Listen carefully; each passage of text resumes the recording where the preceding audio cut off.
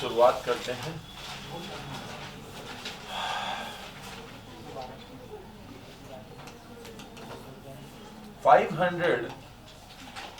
BC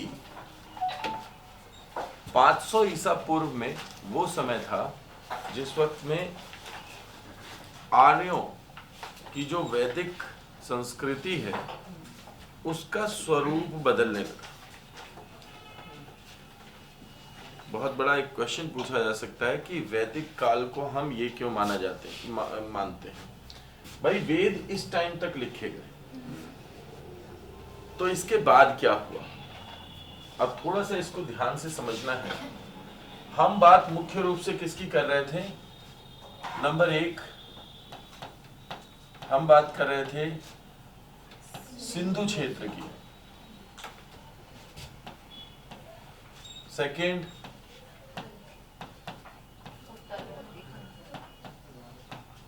उत्तर भारत की। Third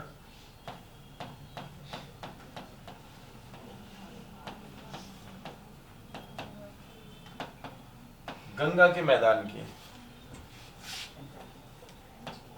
fourth हमें बात करनी चाहिए कि इस वक्त दक्षिण भारत में क्या हो रहा था। ठीक।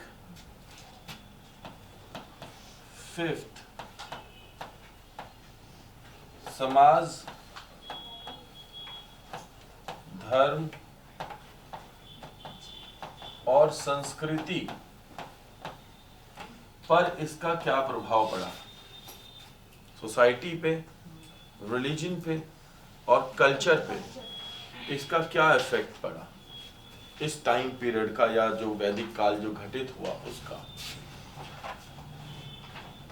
सिक्स्थ एरिया, यहां पे जो इस वक्त पावर स्ट्रगल थी,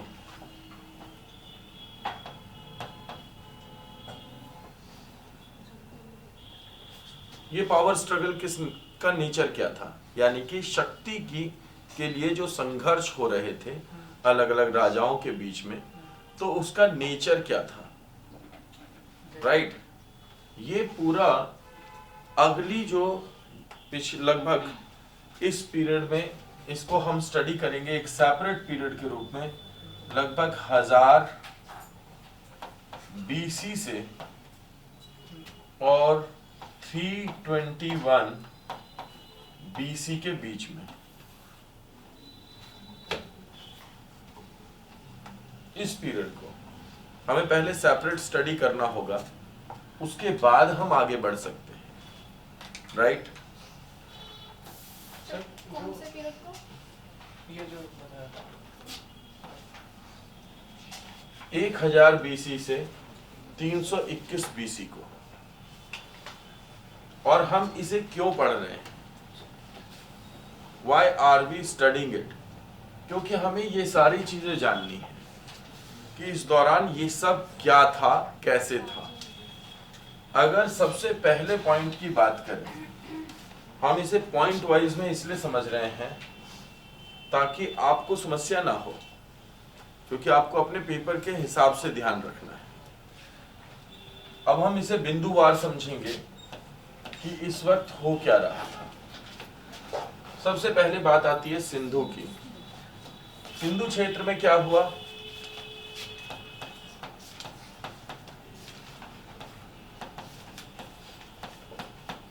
सिंधु क्षेत्र में आर्य आकर के बस गए। इसका मतलब ये है जो हड़प्पा है उसकी जगह पर वैदिक कल्चर आ गया। हड़प्पा का स्थान किसने ले लिया? वैदिक ने ले लिया। राइट। और वैदिक का स्थान किसने लिया? किसी ने भी नहीं लिया। वैदिक का स्थान किसने लिया? किसी ने भी नहीं लिया। यानी इस क्षेत्र में अब क्या हुआ? गांव का विकास हुआ। यानी जो लोग यहां पे रह रहे थे उन्होंने एक स्टेबिलिटी अचीव कर ली with the help of agriculture. इस जगह के लोगों ने एक स्टेबिलिटी अचीव की आफ्टर 500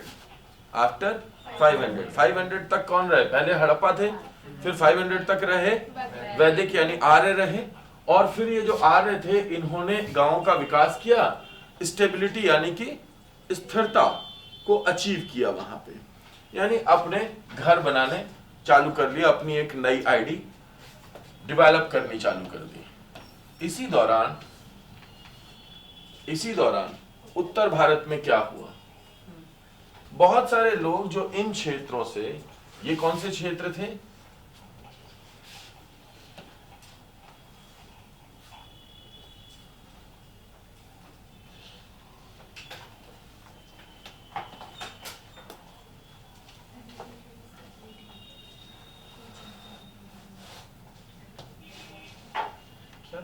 जी बताएं। आप कह रहे हो कि वैदिक काल कभी खत्म ही नहीं हुआ, तो फिर 1500 से और जो 600 और 500 का जो आपने बताया वो टर्म, फिर वहाँ पे एंड क्यों दिखा दिया कि वहाँ खत्म हो गया? क्योंकि वेद उस दौरान लिखे गए थे, वेद लिखे गए जिस दौरान वो टाइम पीरियड वो था।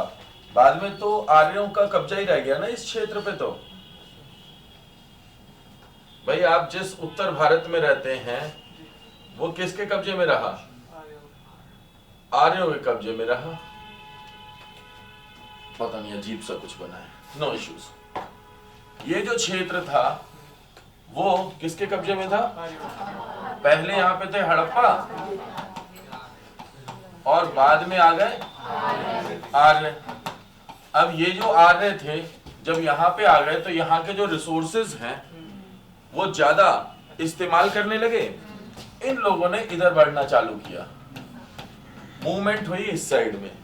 तब इन्हें एक रिवर मिली यहाँ पे, गंगा, जो कि जैसी सिंधु रिवर थी लगभग उसी प्रकार की रिवर थी गंगा भी। इन्होंने गंगा के आसपास के क्षेत्र में किस चीज की जरूरत थी? रिवर की। गंगा के आसपास के क्षेत्र में रहना चालू किया जहां पे कि यमुना भी थी ऑलरेडी। जब यहां रहना चालू किया तो यहाँ पे क्या विकास हुआ? गांव का विकास हुआ। ये जो गांव थे, अब ध्यान से समझिएगा,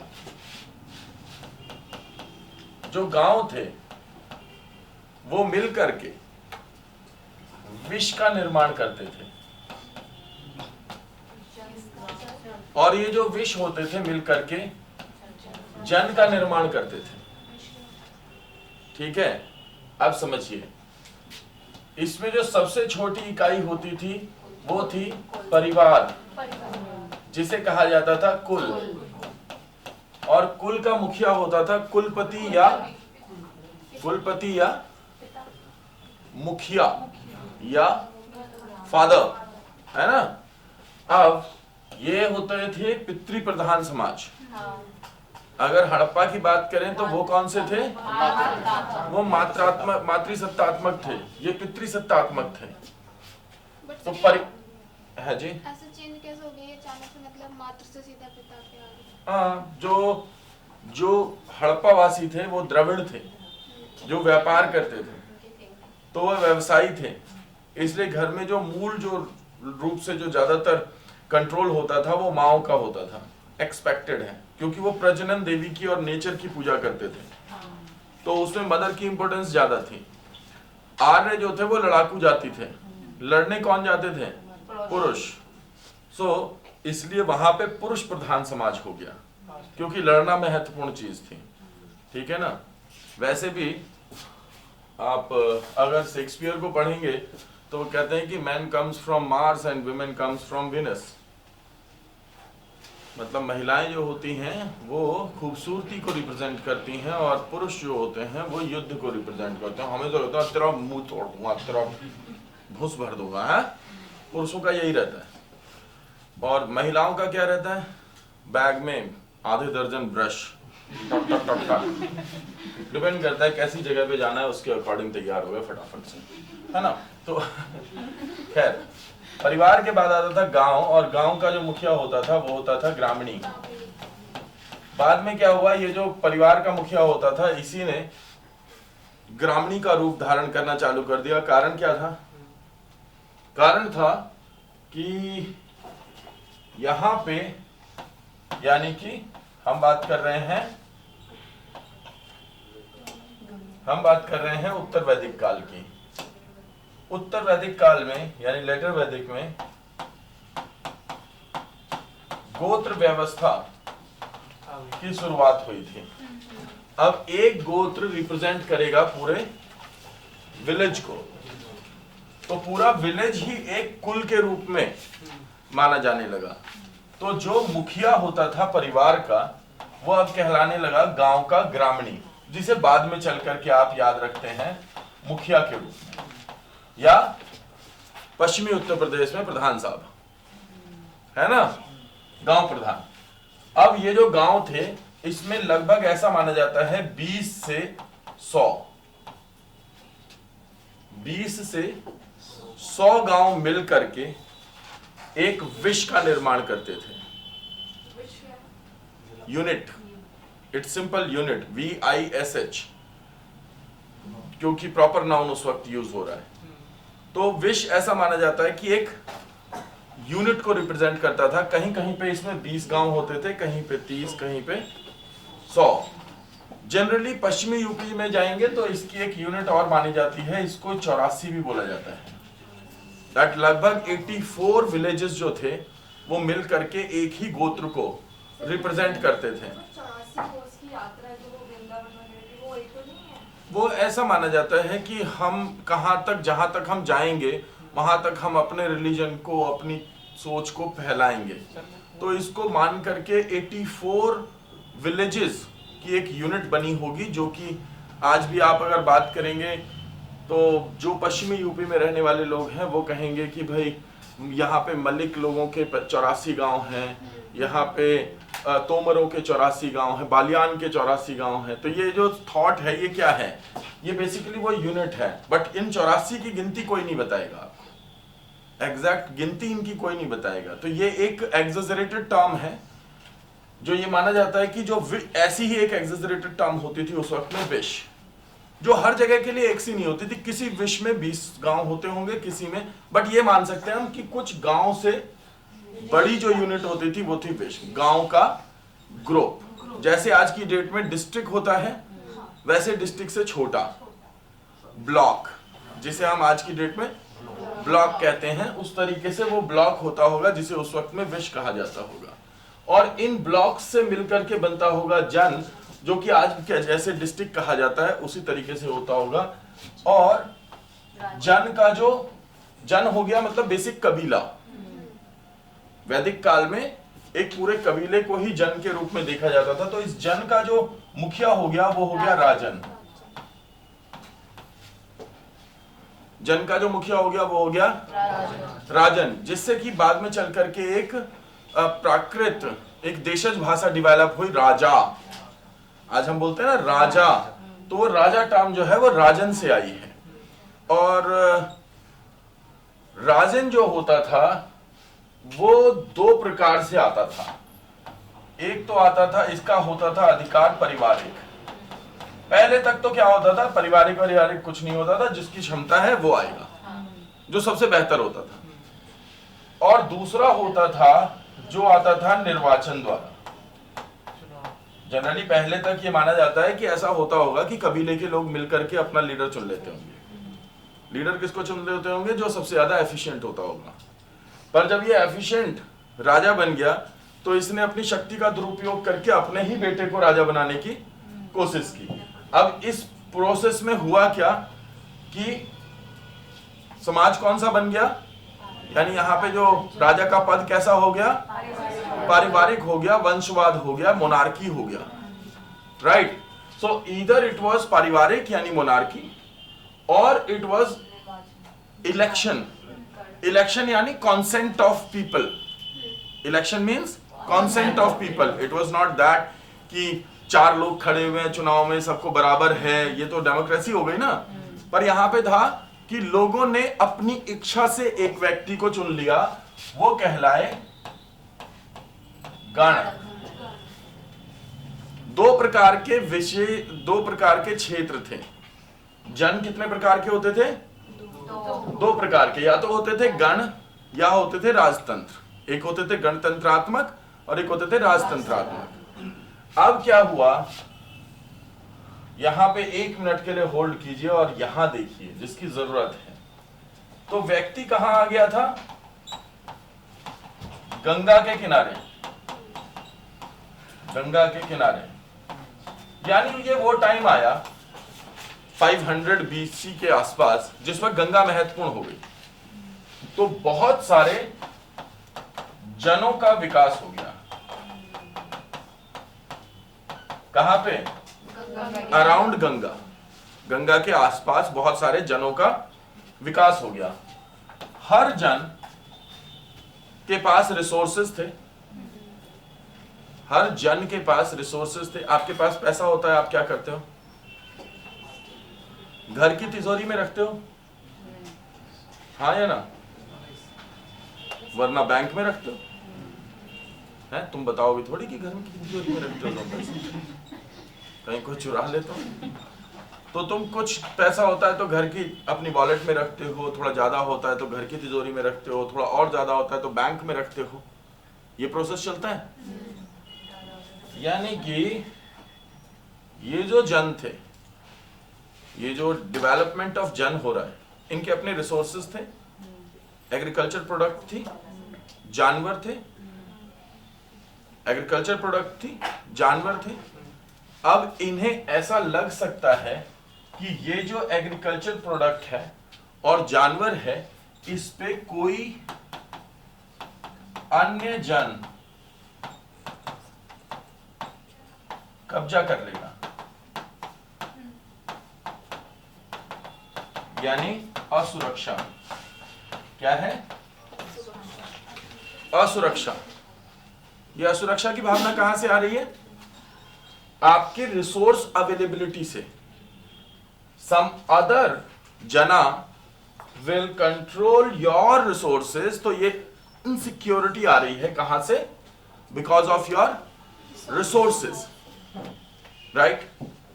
अब एक और पॉइंट को यहीं पे इससे मिला करके ध्यान रखना है, that is the 4th point, कि 1000 BC अतरंजी खेड़ा यूपी, अतरंजी खेड़ा जगह है यूपी में, एटा डिस्ट्रिक्ट में। यहां पे क्या हुआ था? हमें मिला लोहा। अब लोहा आने से क्या हुआ? हथियार बने। अब जो हथियार बने वो इस वक्त, जब मैं 500 BC की यानी कि 1000 के बाद की बात कर रहा हूं, उस वक्त लोहे के हथियार थे लोगों के पास में। जब हथियार होंगे तो व्यक्ति लड़ाई की सोचेगा। समझ में आई बात? जब हथियार नहीं होंगे तो वो लड़ाई की नहीं सोचेगा। वो उसके पास सुरक्षा के मतलब 2 तरीके हैं। आपको अपने साधनों की सुरक्षा करनी है तो आप ये भी सोच सकते हैं कि बैंक में डलवा दूं पैसा। आप ये भी सोच सकते हैं जिससे असुरक्षा है उसको मार दूं। दोनों पॉइंट ऑफ व्यू है ना? है? अब आपके पास अगर बंदूक है तो आप क्या सोचोगे? अरे देख लेंगे जो आएगा। और अगर आपके पास में बंदूक नहीं है तो आप क्या सोचोगे? बैंक में डलवा देता हूं, बैंक के पास बंदूक है, राइट। यहां पे क्या है? आपके पास बंदूक आ गई, मतलब बंदूक नहीं, लोहे के हथियार आ गए, तलवार आ गई। अब आपने सोचा कि भाई मेरे को असुरक्षा हो रही है, इससे पहले कि पड़ोस वाला जन मेरे ऊपर कब्जा करे, आई शुड अटैक। मुझे उस जन पे अटैक कर देना चाहिए। आप अगर वैदिक काल को पढ़ेंगे तो वहां पे है एक, अब यहां पे समझना इस चीज को जरूरी है, दिस इज इंपॉर्टेंट। वहां पे है एक 10 राज्य का युद्ध, इसे 10 राज्य युद्ध बोलते हैं। सॉरी टू से बट इंग्लिश मीडियम में भी यही करना पड़ेगा, 10 राज्य युद्ध। इंग्लिश में वैसे समझ के लिए आप लिख सकते हैं 10 किंग्स फाइट या बैटल। अब क्या हुआ, यहां पे एक जन था जिसका नाम था भरतजन। भरतजन ने इन 10 राजाओं के साथ मिलकर के युद्ध करके और इस पूरे क्षेत्र को एक जगह मिला दिया, गंगा के नहीं, गंगा के आसपास के 10 जनों को मिला दिया और फिर युद्ध किया, उनके सोर्सेस को मिला के फिर दूसरों से युद्ध किया। ये वो पहला व्यक्ति था। भरत जन का मुखिया कौन था? ऐसा माना जाता है राजा भरत ही थे, जिनके नाम पे इसे भरत जन कहा जाता है। तो इन्होंने सबसे पहले भारत में किसी तरीके से